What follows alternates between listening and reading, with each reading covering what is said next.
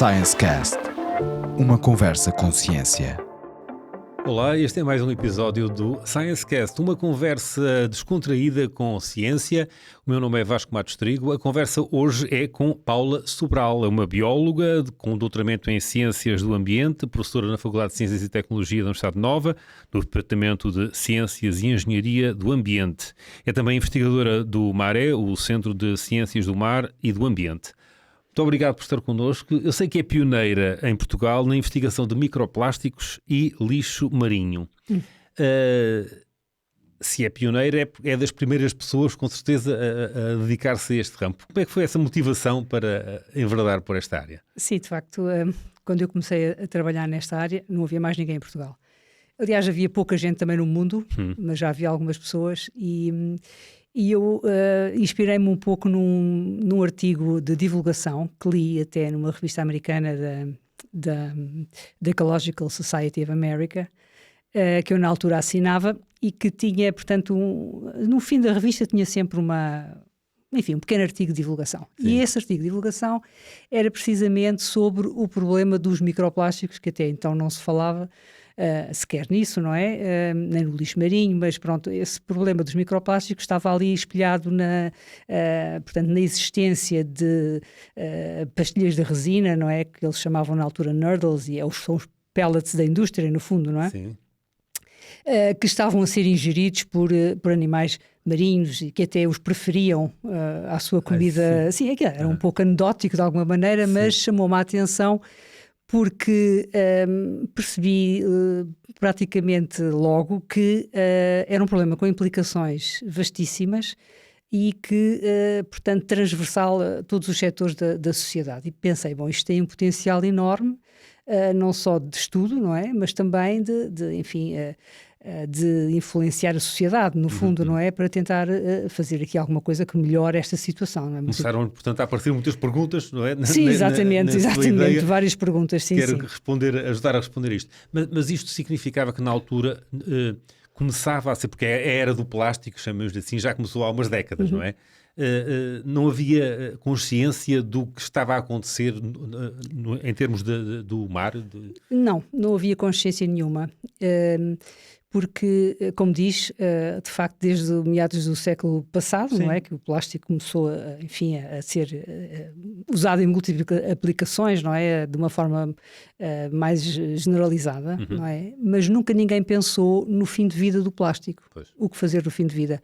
E, portanto, chegou-se a uma altura, não é? Neste caso, digamos, na transição para o século XXI, e na primeira década do século XXI houve uma consciencialização do que é que estava a acontecer realmente e, portanto, não só a comunidade científica, mas, várias pessoas começaram a chamar a atenção para as quantidades de plástico que havia nas praias, por exemplo, não é? Pois. E que se encontravam também, a flutuar no oceano. E, portanto, menos para os microplásticos, porque os microplásticos não direi que são invisíveis, mas são muito pequenos e, portanto, não chamam tanta atenção, mas tudo começou aí. Portanto, começou com a grande mancha de lixo do Pacífico Norte, não é? Que foi descoberta por acaso, não é? Uma mancha de plástico flutuante. Sim. E a partir daí a comunidade científica... Uma ilha de plástico, claro, era como chamavam. De facto não é uma ilha, mas pronto, e isso chamou muita atenção, não só dos mídias também, mas também da comunidade científica, não é? Claro. E a partir daí as coisas desenvolveram-se. E a mobilidade das pessoas a viajarem mais e, portanto, também a irem mais, a utilizarem as praias, os alimentos daquilo que se levam para a praia, mais uma sã desembrulhada ou embalada em plástico, portanto... Houve também, provavelmente, um aumento da frequência desses locais. Mas diga-me uma coisa, nós falamos de plásticos. Há plásticos e plásticos. São todos maus? Eu não diria que o plástico é mau. O plástico não é mau. Nocivos, até certo ponto. O que é mau é o uso que nós fazemos dele, não é? E o facto de nunca termos pensado que íamos ficar ali com um resíduo para o qual não havia solução, não é? Pois. Portanto, esse é que foi o problema. O plástico é um material que é extremamente útil em muitas aplicações. Sim. E até diria quase insubstituível em muitos casos, mas de facto há muitas outras aplicações do plástico que se calhar são evitáveis, não é? Sim. Que são os plásticos descartáveis, por exemplo, que estão na nossa mão numa altura e 5 minutos depois já estão no lixo, não é? Portanto, valerá a pena usar plástico nessas circunstâncias. penso que não. No entanto, nunca se pensou muito nisto, não é? Só agora, mais recentemente, é que surgem estas preocupações com, enfim, com os novos plásticos. Vamos construir novos plásticos, desenvolver novas moléculas, vamos tentar fazer plásticos biodegradáveis, plásticos mais sustentáveis.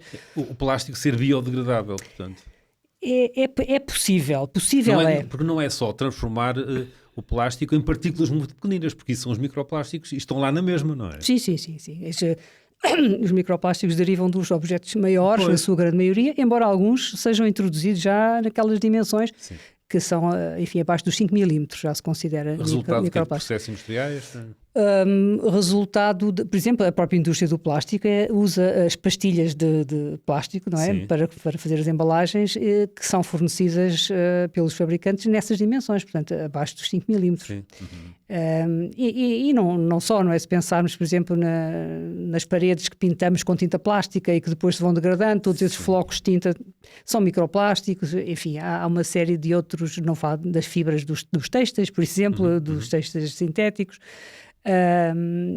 Enfim, há uma série de possíveis introduções de microplásticos também já com essas dimensões, mas a grande maioria provém da degradação dos objetos maiores. Que estão há muito tempo no ambiente e que necessariamente vão ficando mais quebradiços e acabam por produzir, portanto, esses fragmentos que são, portanto, microplásticos e que se vão continuar a fragmentar. Claro. Falou há pouco na tal ilha, chamemos-lhe assim, no Pacífico. Porquê é que em determinadas zonas há essa aglomeração? São as correntes marítimas? São, exatamente, é isso mesmo. São as correntes marítimas que chamadas até os giros dos oceanos, porque giram, não é? Sim. Giram no sentido dos ponteiros do relógio no hemisfério norte e ao contrário no hemisfério sul. Sim. E que de alguma maneira concentram no seu centro essas massas de plástico flutuante. Tem alguma esperança de que isto se possa reverter? Como é que se lida com isso? É muito difícil, não só pelas quantidades envolvidas, não é? E não estou a falar de microplásticos, porque esses então são muito mais difíceis de remover, dadas as dimensões. Sim, não se pode ir filtrar a água toda do mar, não é? Não, e essa filtração, entre aspas, não é? Tem outros problemas, que é o facto de muitas destas aglomerações de plástico no oceano constituírem hoje em dia refúgios para muitas espécies. Tem a ver com a biodiversidade, então. Também tem a ver, portanto, não se pode filtrar, porque também se filtra a biodiversidade. Se filtra todos os animais que estão lá, portanto não é possível, é um impacto muito, muito grande. E de facto essas manchas, enfim, hoje em dia até há pessoas que falam que até é bom que elas existam porque criam refúgios para animais, evidentemente que isto é um contrassenso, claro, não é? Mas pronto, porque há muita desinformação também à volta destas questões. Mas é muito difícil pelas quantidades envolvidas. Esse plástico que está no oceano é um plástico que está muito degradado, não é? Está a flutuar há muito tempo, sujeito aos ultravioletas, enfim, à abrasão, enfim, do contacto uns plásticos com os outros, e tem muito pouco valor. E essa é a questão, tem pouco valor e, portanto, ninguém pega, não tem valor, tem pouco. Pode ser uma linha de investigação, tentar valorizar ou reutilizar esse plástico?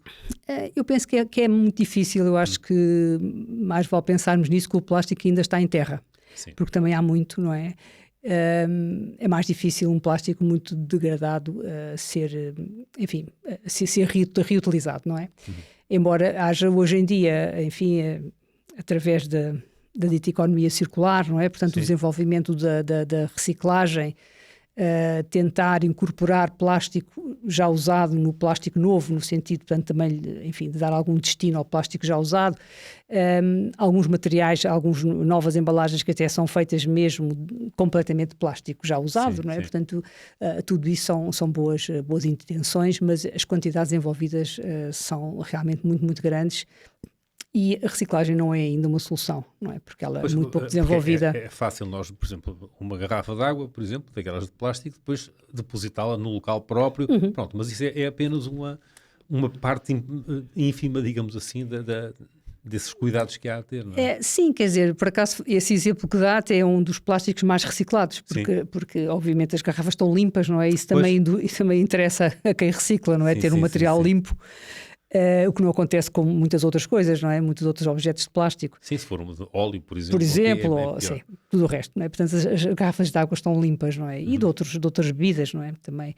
Portanto, esse material, esse plástico das garrafas de água é um dos mais reciclados. E, portanto, ao contrário de muitos outros que não são reciclados. Portanto, depois também há muitos plásticos diferentes que não são reciclados. Portanto, a reciclagem é feita para o polietileno e para o PET, que é o material das garrafas de água. O resto, enfim, é residual, digamos assim, a maior parte não é reciclado. Pois há produtos que é possível reciclar consecutivamente, que não tem a ver com os plásticos, mas sei lá, o alumínio, por exemplo, as cápsulas de café, não é?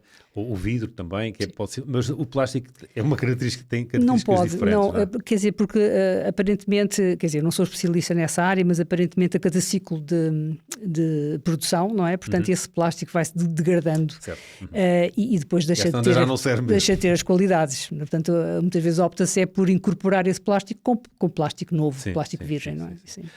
A Paula Sobral portanto, é especialista, como já falámos, em microplásticos e participa em fóruns e em grupos de especialistas, nomeadamente no âmbito das Nações Unidas, não é? É consultora ou... Sim, fiz parte de um grupo que na altura produziu até 1 ou 2 relatórios sobre os microplásticos e os seus efeitos nos ecossistemas. Sim, fizemos. Eu identifiquei aqui um grupo, o GESAMP, não é? Que era um grupo de especialistas nos aspectos científicos da proteção marinha e ambiental. Não é? Portanto, como é que era essa relação com a ciência, digamos? Portanto, este era um grupo que se formou especificamente, porque, portanto, é assim que acontece, não é? Há um assunto para ser discutido e, portanto, forma-se um grupo de especialistas, neste caso era por causa do lixo marinho, dos microplásticos em particular, e, portanto, formou-se um grupo de especialistas de várias nacionalidades que já trabalhavam na área, em microplásticos, portanto, juntos construímos então um relatório sobre o que é que estava a acontecer e quais eram enfim, as quantidades de plástico que já se encontravam no interior de muitas espécies, não é? E, portanto, resultou daí um relatório, não é? Desse grupo, especificamente relativo aos microplásticos. Portanto, com este objetivo ou com o foco na proteção marinha. Sim, sempre dos seres vivos. Sim, porque, quer dizer, evidentemente que hoje em dia há muitas vertentes deste tópico, não é? Até porque como isto é um assunto que interessa a muitos setores, desde a indústria, enfim. Mas isto começou muito pelo impacto que se achou logo que estes plásticos tinham nos organismos vivos, não é? Nos marinhos, porque foi aí que tudo começou. Hoje em dia já se estuda nos rios e até em terra, nos alimentos, na agricultura, enfim, porque estão em todo lado os microplásticos, mas começou-se pelo mar, não é? E portanto, um dos principais aspectos que se focava na altura era precisamente, será que eles comem estas partículas? Vamos encontrar microplásticos dentro dos organismos e, portanto, começou-se aí a desenvolver uma linha de estudo e depois, claro, há muitos grupos de organismos e realmente veio-se a verificar que sim, não é? Que sim. Portanto, nós quando estamos a comer um peixe também estamos a ingerir, se calhar, microplásticos. Quer dizer, sabe que os microplásticos, o principal problema não é tanto o plástico em si, mas a contaminação que está associada à partícula, porque a partícula absorve poluentes que já estão na água. E, além disso, também elimina os aditivos que são colocados pela indústria para conferir determinadas propriedades ao plástico relativas às aplicações. Si, não é só o plástico em si, porque o plástico em si, não vou dizer que é inerte, mas enfim, se não tivesse esses contaminantes associados seria muito diferente, mas como tem contaminantes associados, a maior parte deles muito tóxicos, disruptores endócrinos, enfim, com características realmente muito nocivas para os organismos e para o homem também, esse problema dos químicos associados é que o torna realmente, digamos, uma coisa que nos preocupa bastante, não é? Esse risco, portanto, vem daí também. Vem daí. Referimos o grupo de especialistas, são especialistas, não são todos biólogos, se calhar. Não são todos biólogos. Naquele grupo... Que especialistas é que se interessam química, por isto? Logo a química. e principalmente a biologia, sim. Pois. Também houve aspectos também relacionados com a parte económica, porque isto tem custos, não é? Sim, Que não sim, são sim. normalmente contabilizados, não é? Porque são as tais externalidades ambientais que não entram nunca nas contas, mas que, enfim, que existem, de facto, não é? E também tivemos em conta alguns problemas sociais, mas digamos que a maior representação em termos de áreas científicas era de facto a biologia, sem dúvida. Onde é que se encontram mais microplásticos na água do mar? É em zonas mais populosas? Onde é que é? Está espalhado por tudo? Não, quer dizer, a distribuição é muito heterogénea até. Mas consegue-se identificar? Acho muito difícil identificar, porque para já há uma variabilidade enorme, não é? Porque nós achamos, por exemplo, na nossa costa nós não temos assim quantidades muito expressivas, não é? Porque nós temos uma gestão de resíduos que captura uma grande parte desse plástico, não é? Mas evidentemente que estamos aqui numa costa bastante extensa no nosso país e, portanto, recebemos também do oceano uma série de outras coisas que lá estão, não é? Pronto. Não é só o que produzimos aqui, é também aquilo que vem. Há zonas do globo onde existem quantidades astronómicas, digamos assim, de plástico, de lixo plástico, não é? E que corre pelos rios e que vai ter ao mar, enfim, estuários, tudo. E aí é mais provável encontrar microplásticos em quantidades apreciáveis do que aqui, não é? E, portanto, há uma grande heterogeneidade que tem muito a ver também com esta questão da gestão de resíduos. Claro que a gestão de resíduos não é tudo, não é? Sim. Porque há uma componente também comportamental, não é? Sim. Que é extremamente importante. Isso é que é muito difícil mudar, não é? É mais fácil mudar a indústria do que mudar o comportamento das pessoas, sim. Pois. A Paula Sobral também participou no OSPAR, que é uma convenção, não é, dos 15 países do Atlântico Norte, não é? Do Atlântico Nordeste. O que é esta convenção? A convenção, no fundo, é também uma plataforma e lá está, e como esta questão do lixo marinho, principalmente dos microplásticos, tomou realmente proporções muito grandes e interessa a muita gente, digamos assim, não é? Porque percebe-se que isto é um problema muito amplo e que está por todo lado e cuja solução não está à vista. A OSPAR criou também grupos de especialistas para tentar, por exemplo, afinar metodologias, porque este é um outro problema, como isto é uma coisa nova, não há metodologias dirigidas a isto e, portanto, enfim, não há uma harmonização no sentido em que todos os laboratórios que fazem estas análises façam igual, para depois podermos comparar. Portanto, isso não acontece ainda hoje. Há muitas indicações para fazer de uma determinada maneira e, enfim, a maior parte dos laboratórios segue isso, mas de facto não há metodologias normalizadas. E, portanto, estes grupos servem precisamente para discutir um pouco isso, como é que se há de fazer, o que é melhor, o que é pior. Há grupos para os microplásticos na água, há grupos para os microplásticos nos sedimentos e, portanto, há uma série de especialistas, digamos, cientistas, não é, a trabalhar nisto no sentido de tentar promover essa normalização das metodologias, no sentido de nós também termos um retrato mais fiel, não é, do que é que está a acontecer. E esta convenção, portanto, são 15 países daqui, é do Atlântico Nordeste, do Atlântico Nordeste, aqui, sim, nomeadamente países da União Europeia, não só? Sim, claro, sim. E o financiamento para estes programas? O financiamento, não sei, não lhe sei responder a isso. A União Europeia... Não faço ideia. Isto é uma preocupação a nível da União Europeia, dos organismos da União Europeia? Eu acho que sim, que é uma preocupação, sim. Agora, nós, quando estamos a trabalhar nestes grupos, nós não temos a remuneração, não é? Isto é um trabalho voluntário. Portanto, é o espírito científico, não é? Exatamente, é um trabalho voluntário. O outro grupo que falámos há bocado também é um trabalho voluntário, portanto não há qualquer remuneração relativamente a isso. Sim. Não. Eu referi agora, portanto, se há interesse ou cuidado a nível da União Europeia, mas há diretivas já da União Europeia, não é? Há uma diretiva quadro da estratégia marinha. Sim, essa diretiva é uma diretiva muito ampla que... já existe essa diretiva ou está a ser preparada? Não, já existe. Já foi transposta para a legislação nacional já há muito tempo. Já existe há muito tempo. E tem muitas secções diferentes e tem uma que é do lixo marinho. E, portanto, enfim, principalmente o lixo marinho, ou seja, como era um assunto novo, começou-se por fazer uma monitorização nas águas e nos sedimentos e nos organismos, e depois passou-se também para os microplásticos, tentar perceber, também fazer uma monitorização também das quantidades que existem nas águas, nos sedimentos e nos organismos. E, portanto, eu penso que isto está em curso, quer dizer, quem está encarregue de fazer esta monitorização é o IPMA, o Instituto Português do Mar e da Atmosfera, e, portanto, eles têm produzido os relatórios que obrigatoriamente têm que produzir, não é? Relativamente ao estado das águas portuguesas. Relativamente a vários contaminantes, não? O lixo marinho é apenas uma das secções, e também a biodiversidade, enfim, são vários aspectos que são contemplados nessa diretiva quadro. Portanto, essa diretiva pode ser um contributo para para a criação de padrões, de standards, como estava a dizer, que há vários institutos que cada qual segue as suas metodologias. Estas diretivas podem ajudar a tentar uniformizar um pouco. Quer dizer, essa diretiva, no fundo, estrutura um bocadinho o que é que se tem que estudar para fazer a avaliação do bom estado ambiental das águas. Mas depois aspectos mais específicos não são contemplados na diretiva, não é? E são, como lhe disse há pouco, não é? Grupos que se formam para tentar perceber quais são as melhores metodologias, não é? Mas não está propriamente incluído dentro da diretiva, não é?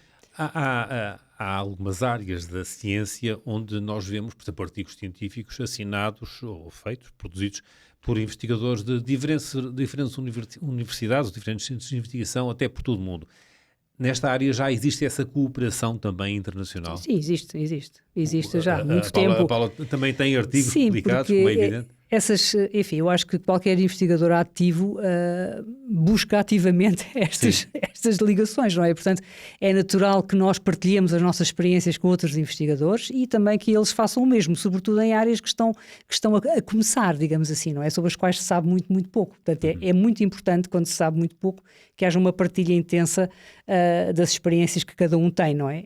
Salvaguardando, de qualquer modo, que existem laboratórios muito mais capacitados em termos de equipamento, não é? Ao nível europeu do que outros, não é? Portanto, e será em número de investigadores também, não? E também em número de investigadores, mas eu penso que é mais em termos de capacitação, de equipamento, enfim, porque tem-se também estado a tentar encontrarmos metodologias que avaliem as partículas mais finas, não é? Que são aquelas que existem em maior quantidade. Nós falamos 5 milímetros, é visível, são partículas razoavelmente grandes. Mas a maior parte das partículas que existem não são estas, são as mais pequenas, são as abaixo de nanos, se calhar. Abaixo de 1 micrómetro e os nanoplásticos. Portanto, e não há propriamente metodologias que possam estudar essas partículas. Por exemplo, os nanoplásticos, não há metodologias para estudar nanoplásticos no ambiente. E, portanto, diria que não há ainda? Não há ainda, sim, porque tudo isto evolui, felizmente para todos nós, não é? Eu acredito que enfim, virão a ser desenvolvidas ou estão em desenvolvimento metodologias que podem, de alguma maneira, permitir analisar os nanoplásticos que há no ambiente, mas para já há muitas tentativas de coisas que normalmente não resultam muito bem ou que não têm resultado assim ainda, mas ciência, enfim, mas há uma evolução e de facto é muito importante que essas metodologias venham a existir para nós sabermos o que é que nos rodeia, não é? Em termos de... para conhecermos melhor são coisas absolutamente invisíveis, não é?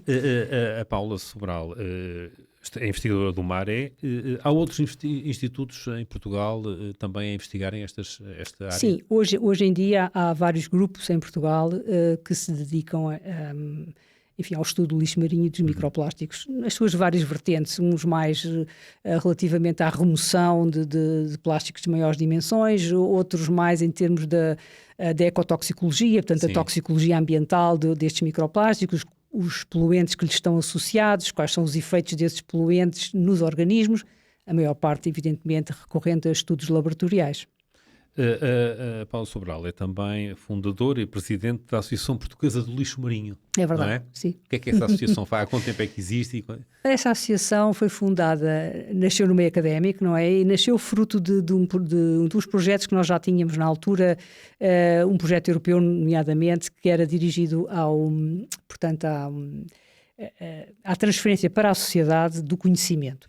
E então do conhecimento, neste caso, em lixo marinho, porque era um projeto que reunia, se não me engano, já foi há muito tempo, 14 países, e em todos eles foram replicadas ações no sentido de fazer essa transmissão do conhecimento sobre o lixo marinho à sociedade. E, portanto, foi um projeto muito interessante e que teve muitos outputs que ainda hoje estão muito atuais. porque não se evoluiu assim tanto, infelizmente. E depois o que aconteceu foi que nós acabámos por ter um leque de contactos com stakeholders, não é? Com os intervenientes, partes interessadas, que nos pareceu importante, já que tínhamos esses contactos, fazer uma associação que pudesse pôr esses contactos todos em rede, digamos assim, não é? Sim. É evidente que este era o nosso objetivo inicial, não digo que tenhamos conseguido a 100%, mas construímos esta associação que já tem neste momento 12 anos e que se dedicou, se bem que, enfim, apoiada na ciência que nós fazemos na Universidade Nova, não é? Portanto, porque a associação não tem meios para fazer investigação, não é? Mas apoia-se muito nessa investigação, são as mesmas pessoas e, portanto, no fundo...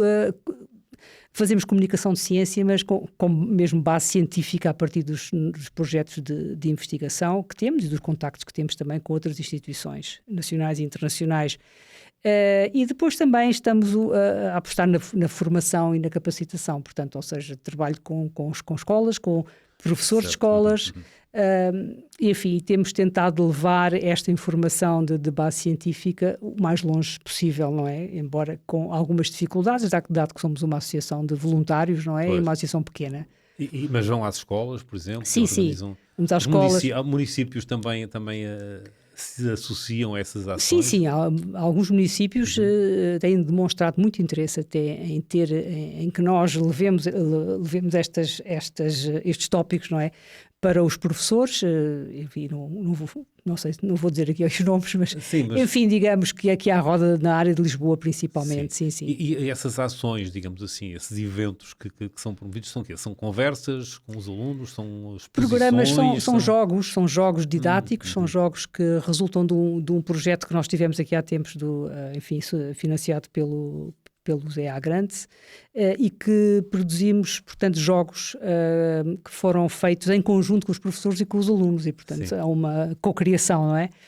E esses jogos têm tido bastante sucesso e são jogos, enfim, que promovem a literacia do oceano e também do lixo marinho, claro, mas não apenas do lixo marinho, mais um pouco mais amplo, no sentido também de levar outras preocupações, enfim, sobre a proteção das espécies, etc. Portanto, é uma interação, digamos assim, ou é uma ação para ir ao encontro daquela dificuldade que a Paula há pouco já referiu, que é mais difícil falar com a sociedade do que falar com a indústria, não é? Sim, quer dizer, a indústria esteve de costas voltadas para este problema durante muito tempo, mas hoje em dia a indústria quer ser parte da solução e a indústria tem de facto promovido alguns projetos, sobretudo tentando construir novos plásticos, não é? Que possam ser mais sustentáveis. Penso é que não há ainda escala para que isso possa acontecer, mas existe essa vontade da indústria, que é uma coisa boa. Agora, a sociedade, é muito difícil mudar hábitos, não é? Pois.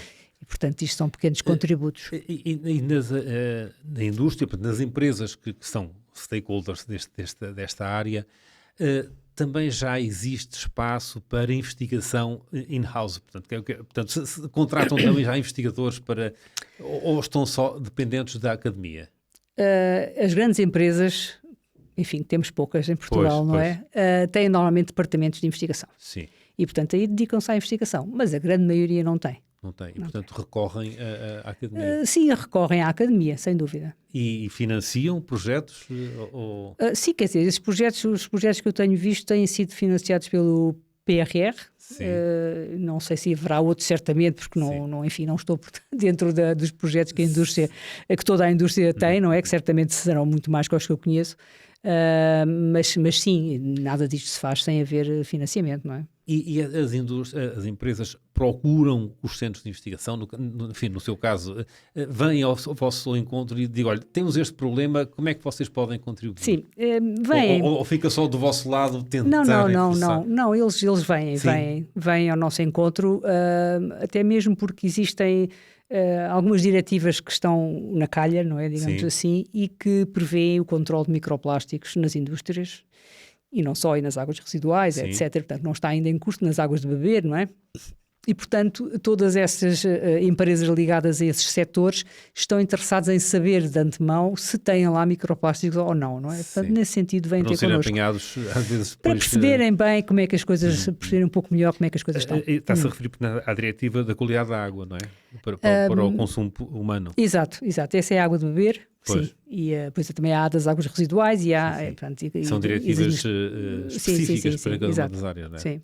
Muito bem. Eu já há pouco lhe perguntei se era possível reverter esta... Já me disse que não é realmente para reverter, mas pelo menos para controlar, e vai-se aos poucos conseguindo, não é? Portanto, tem alguma esperança de que seja possível melhorar um pouco esta situação? Melhorar um pouco eu acho que é possível, mas eu acho que era preciso parar a produção de plástico. Sim. E isso, obviamente, a indústria não quer fazer. Pronto, há muitas coisas em jogo, não é? Muitos fatores em jogo, mas só se pode parar isto se fecharmos a torneira, não é? Não pode ser de outra maneira. Sim. E isso implicava realmente reduzir ou parar a produção, não fazer, porque a produção de plástico tem crescido exponencialmente todos os anos, não é? E, portanto, tem que separar algures, não é? Enquanto isso não acontecer, será sempre muito difícil, porque os melhoramentos que existem ao nível da gestão de resíduos não têm a mesma velocidade e, portanto, o crescimento do plástico é muito maior do que, enfim, do que possamos reciclar ou, enfim, é realmente muito, muito difícil. A economia circular, quando for uma realidade, obviamente será um fator muito, muito importante, mas por enquanto ainda não é uma realidade, não é? E, portanto, a esperança é que é a palavra... Temos que ter esperança, temos que ter esperança. Digamos que é um problema complexo, de resolução muito complexa, mas sim, temos que ter esperança. Muito bem. Paula Sobral, foi um prazer estar aqui consigo a falar sobre este problema tão grave para a sociedade, tão premente, não é? Este episódio fica disponível nas redes de podcast habituais e também no YouTube, como aliás os outros. Eu recordo que na semana passada falámos aqui da interação de biomateriais com sistemas vivos, com o investigador João Borges. E posso-lhe dizer que, de hoje a 8 dias, vamos ter aqui o Filipe Ribeiro, que nos vai falar de peixes invasores nos rios portugueses. Até lá, muito obrigado por estar connosco.